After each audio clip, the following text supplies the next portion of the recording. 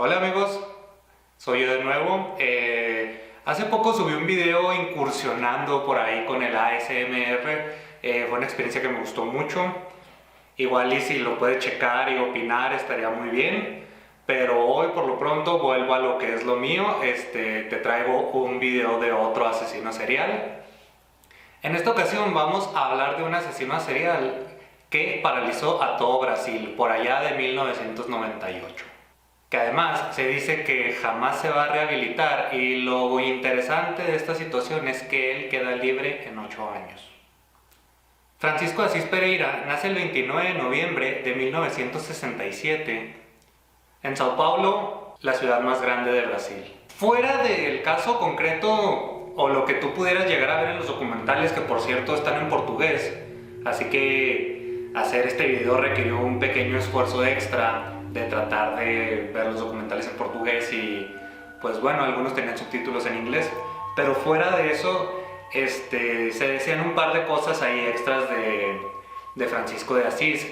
Una de ellas es que cuando era adolescente era acosado frecuentemente por una tía suya, lo que le causó supuestamente diversos traumas. Otra de las cosas que se dice de él es que tuvo un patrón que lo sedujo o lo manipuló para de alguna manera llegar a tener relaciones sexuales con él. Bueno, Pereira para atrapar a sus víctimas se hacía pasar por un agente de modelos.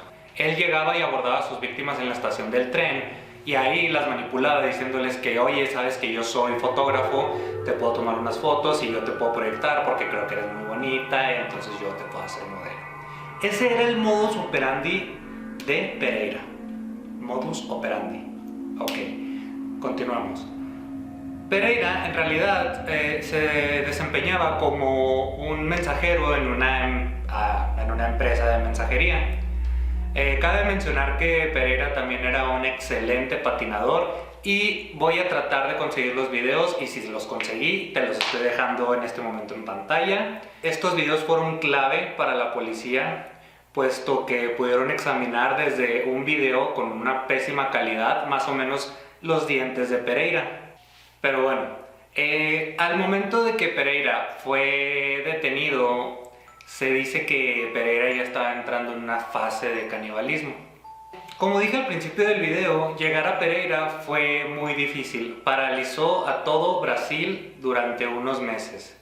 Estamos hablando de una temporada que era temporada de elecciones en Brasil, por lo cual era primordial para el gobierno en turno de ese país quedar bien para las siguientes elecciones, por lo cual hubo una movilización de toda la policía con el fin de dar con Pereira. Pero bueno, Pereira era una persona muy escurridiza y se lograba escapar de los policías haciendo simplemente, pues, escurriéndose.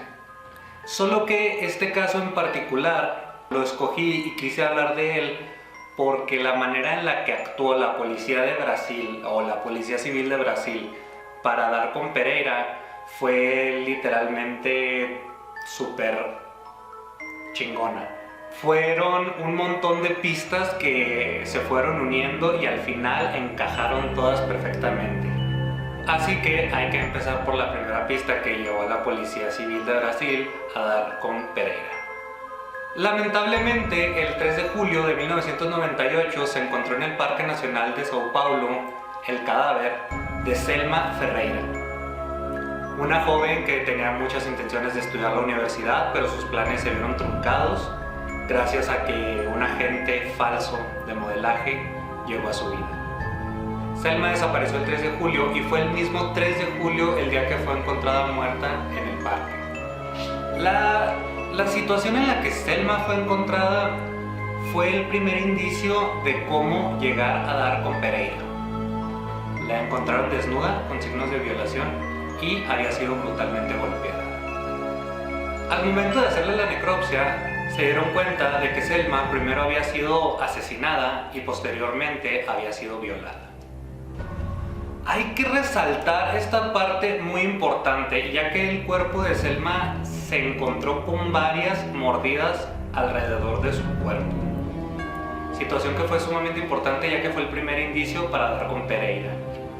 Cabe mencionar que el cadáver de Selma fue encontrado cerca de otro cadáver que se encontraba en un avanzado estado de putrefacción.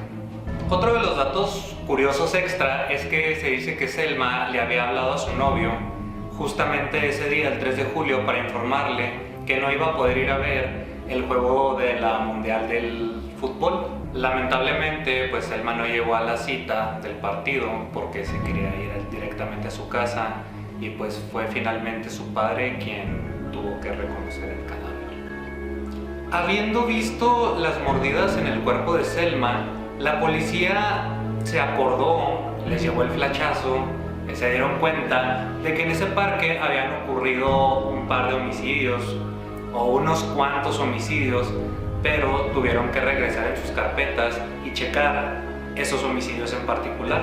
Y estos homicidios en particular nos llevan al mes de enero de 1998, donde en el Parque Nacional de Sao Paulo se encontraron dos cadáveres, uno que estaba muy avanzado en su putrefacción y otro que fue reconocido como Raquel Mota Rodríguez.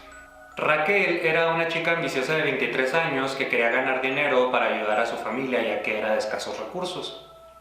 Raquel se movía usando el metro, entonces al llegar a la estación de Jabaquara, realmente no sé si lo pronuncié bien, no sé mucho portugués, pero en fin, saliendo de su trabajo y al llegar a la estación de Jabaquara, fue abordada por Pereira, quien, como a todas sus víctimas, les ofrecía una brillante carrera en el mundo del modelaje. Al momento de recibir esta oferta, Raquel inmediatamente aceptó y le llamó a su prima para comentarle lo sucedido. Obviamente la prima le dijo que eran mentiras, ¿verdad? Porque desde hace mucho se viene manejando que la trata de blancas o cierto tipo de homicidios están relacionados con oye, ven, te voy a hacer artista o te voy a hacer modelo, y pues bueno, las historias acaban de una manera terrible. En fin, el cuerpo de Raquel fue encontrado en la espesura del Parque Nacional de Sao Paulo el 16 de enero de 1998. Fue después del asesinato de Raquel que la prensa empezó a hablar en todo momento del asesino serial, refiriéndose a Pereira. Aún no sabían que era Pereira, obviamente, pero fue cuando lo nombraron el asesino del parque, o el maníaco del parque, o en portugués, que sería o maníaco do parque. Bueno, a lo mejor estamos confundiendo un poquito las cosas, porque hablo primero de un caso que fue en julio y luego te hablo de uno que fue en enero. Bueno, lo que pasa es que cuando fue el asesinato de Raquel, no se pudo perseguir porque no había absolutamente ninguna prueba, no había ningún testigo, no había ningún indicio que la llevaran a algún lugar. Fue entonces cuando pasa lo de Selma que la policía recuerda que ya había ocurrido un caso similar, no más que en el caso de Selma estaban las mordidas de por medio. Mientras estaba toda la explosión mediática sobre el maníaco del parque, la policía decidió esperar a que apareciera alguna persona que diera algún dato, puesto que la policía pensaba que se trataba de un asesino serial y aunque no tuviera pruebas, estaban seguros en ese punto. Y fue así que con paciencia llegó una llamada de una víctima de identidad reservada. La víctima narró que el asesino la había violado y narró también que la había dejado amarrada, pero no la asesinó. Fue entonces cuando esta joven, armada de valor, pudo obtener fuerzas y salir corriendo del parque. Según algunos documentales que vi, se dice que ella pudo escapar guiándose por la luna. Gracias a la colaboración de esta sobreviviente, se pudo hacer un retrato hablado de Pereira. Bueno, según ya hemos visto, hemos ido resolviendo el caso juntos. Tú piénsalo de esa manera. Tenemos primero el asesinato de Selma, que ocurre en julio, y que eso le recuerda a los policías de un asesinato similar que había sucedido en enero, el de Raquel. Ya tenemos estos dos indicios. Ahora vamos a sumar el tercero, que es una víctima que había sido violada en el parque. Entonces las tres cosas ya empiezan a encuadrar y ya más o menos vamos teniendo el perfil del asesino. A esto le vamos a sumar un cuarto indicio, ya que cuando explotó el impacto mediático de Pereira, La policía recibió una llamada de una chica que aseguró haber sido abordada por un sujeto muy agradable en la estación del metro. Esta chica les reveló que Pereira la invitó a ser modelo como a las demás, solo que ella no tenía tiempo. Ella había aceptado, pero no tenía tiempo para poder acudir con Pereira a la sesión de fotos que él le había prometido. Por lo cual, Pereira le da una tarjeta con su número para que se comunique después, y la chica simplemente se entera de las noticias, ve todo lo que está pasando y decide llamar a la policía civil. La policía llamó al número que le había proporcionado la jovencita, y la sorpresa es que el número que le habían proporcionado la jovencita era precisamente la compañía de mensajería donde Pereira trabajaba. Para ese entonces Pereira ya se había dado cuenta de que era buscado en todo Brasil, por lo cual había dejado un periódico en su escritorio, un periódico que tenía su retrato hablado, y esto lo encontré en alguna de las fuentes, no en todas, pero se dice que había dejado una nota que decía: mi viaje aquí ha terminado. Lo introduzco al video porque pues es un dato que lo mencionan algunas fuentes, pero repito, otras fuentes no. El propietario de la compañía, el dueño de la compañía, le entregó unas fotos de Pereira a los policías simplemente para cooperar con la investigación. Y fue entonces cuando la policía tomó las fotos y se las enseñó a la víctima de identidad reservada, quien inmediatamente aseguró que en efecto él era su violador. El dueño de la compañía de mensajería también mencionó que esa no era la primera vez que Pereira había sido buscado por la policía, sino que días antes había sido requerido para preguntar por la desaparición de una chica. Hay que ser aquí muy específicos. Se estaba buscando a Pereira por la desaparición de una chica, ya que Pereira utilizó cheques y tarjetas de crédito a su nombre para hacer ciertos gastos. Unas fuentes dicen que lo usó para comprar un casco de motocicleta, pero este es otro dato extra que menciono. Unas fuentes lo dijeron, no está confirmado, pero el punto es que la policía, el Departamento de Personas Desaparecidas, lo buscaba por la desaparición de Isadora Frankel. Se buscaba a Pereira por la desaparición de Isadora, ya que no había cuerpo. Simplemente Isadora estaba desaparecida. Y volviendo a lo mismo, unas fuentes dicen esto, otras no, que Pereira mencionó que Isadora fue su novia y que por eso había utilizado sus cheques y su tarjeta de crédito, pero que él no tenía absolutamente ningún conocimiento sobre su desaparición. Bueno, hasta ahora, hasta donde vamos, las autoridades competentes giraron una orden de detención en contra de Pereira por la posible comisión del delito de violación de la víctima de identidad reservada, porque hasta este punto no se había comprobado ningún homicidio en contra de Pereira, pero la policía ya intuía quién era el asesino, y ese asesino era Pereira. Pero como en la mayoría de los estados latinoamericanos existe la presunción de inocencia, lo que quiere decir que uno es inocente hasta que se demuestre totalmente lo contrario. Poco tiempo después, el dueño de la empresa de mensajería habría de tener un problema con un baño, un excusado, un inodoro de las instalaciones de su compañía, a lo cual llamó a un plomero. Este plomero hizo su trabajo, logró destapar la cañería, y en esa cañería se encontraban unos bultos donde habían identificaciones. Dentro de ese bulto se encontró la identificación de Selma. Fue ahí cuando todo el caso encajó. La policía ya tenía indicios de que él era el violador de una víctima en el Parque Nacional. La policía ya tenía los indicios de las mordidas en el cadáver de Selma.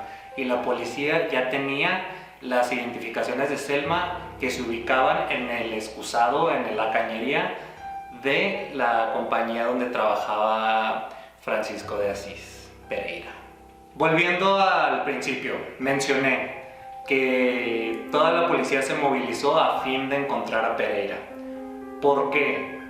Porque el impacto mediático que dio Pereira en ese entonces en Brasil fue muy importante. Tomemos en cuenta el mundial, tomemos en cuenta que era época electoral, y el gobierno que ya estaba establecido obviamente quería seguir gobernando, por lo cual el impacto era por donde tú lo quisieras ver: económico, político y social. La policía literalmente trabajó día y noche. A los policías que no les tocaba trabajar tuvieron que trabajar.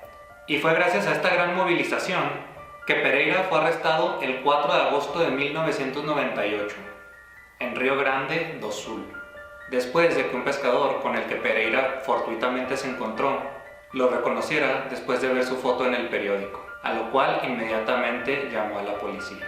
Francisco de Asís Pereira, ya estando a disposición de la Procuraduría de Sao Paulo, confesó sus crímenes luego de 72 horas de interrogatorio. Y fue ahí donde el mismo Francisco mencionó que las jóvenes merecían morir, que eran muy torpes por ir con un desconocido a una zona boscosa. Se dice que él mismo mencionó que ya llegando al lugar donde iba a ejecutar sus actos, le mostraba los cadáveres de las otras víctimas. Esto con el afán de someter psicológicamente a la nueva víctima, para poder primero violarla y después estrangularla. Y es por esta manera de Pereira de actuar que los cadáveres se encontraban juntos unos de los otros, o al menos, si no juntos, se encontraban muy cercanos.